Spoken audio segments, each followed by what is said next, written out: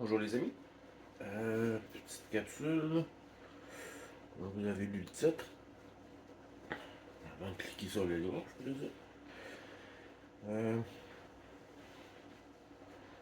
Là, l'hiver arrive tranquillement. À grands pas, dis-je. Et puis, bien sûr, comme l'année passée, on va nous demander de baisser le thermostat, de mettre un chandail à la maison pour baisser le thermostat de 2 degrés pour économiser de l'électricité parce que Hydro-Québec a de la misère à fournir durant les périodes de grand froid. Fait qu'il demande à moi, à vous, monsieur, madame, tout le monde. Là, je parle pas du personnage Tim Horton, monsieur, madame. Si vous vous rappelez. Moi, oui. Fait que c'est ça. Ils demandent aux gens de rationner, mais aussi, ils vont pousser énormément l'achat de véhicules électriques chez les gens. De Tesla, de Ford Mach-E, de Kona et compagnie, des chars électriques.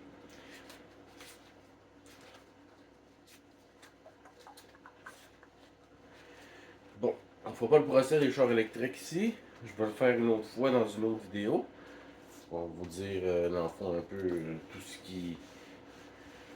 Toutes les raisons de ne pas acheter un véhicule électrique. Je vais juste vous faire remarquer qu'il y a une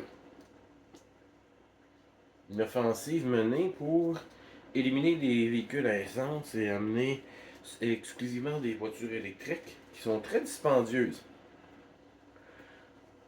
Donc, le seul point que je vais amener dans cette vidéo-là sur les véhicules électriques, ils sont très dispendieux. C'est pas tout le monde qui peut se payer ça.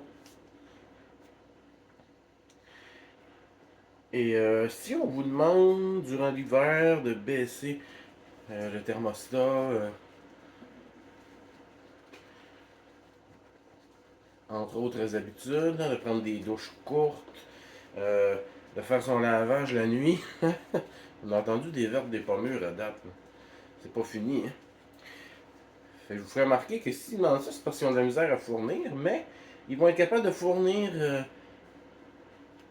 tous les véhicules électriques de tout le monde. Ça vient en concert aussi avec les villes de 15 minutes, les, euh, les bike paths, les sentiers de vélo que Valérie Plante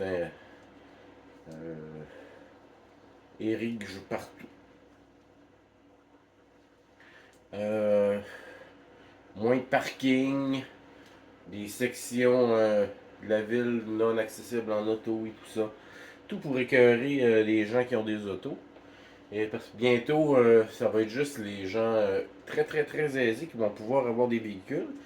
Parce que les véhicules électriques, un, sont très chers. Et deux, pas tout le monde va pouvoir en avoir. Parce que, pourquoi? À cause de l'électricité que ça demande. Si on vous demande de mettre un chandail pour l'hiver puis de baisser votre thermostat à 18, pensez-vous qu'ils vont être capables de fournir les chars électriques de tout le monde? Pensez-y un peu. C'est une offensive anti-véhicule pour je ne sais trop quelle raison. J'ai ma petite idée là-dessus. Mais je voulais juste vous faire penser à ça, vous faire réfléchir. Si on nous demande de rationner l'usage de l'électricité et qu'on nous demande aussi, en contrepartie, de se convertir aux véhicules électriques, il y a un non-sens là-dedans. Puis, souvent les gens vont dire ah, c'est un con, Will, c'est une conne. Non, ils savent très bien ce qu'ils font. Ils sont pas où ils sont s'ils sont. Ils savent pas où ils sont s'ils étaient cons.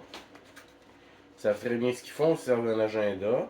Et ces agendas-là sont implantés ultra lentement pour que la plaie décérébrée n'y voit que du feu. Et ça marche très bien depuis des siècles. Et ça continue. Maintenant, ça s'accélère un peu parce qu'ils se rendent compte que les gens sont tellement abrutis.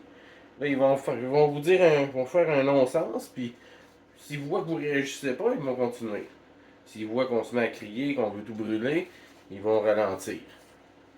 Ils vont attendre un peu, puis ils vont revenir à l'offensive avec un autre angle.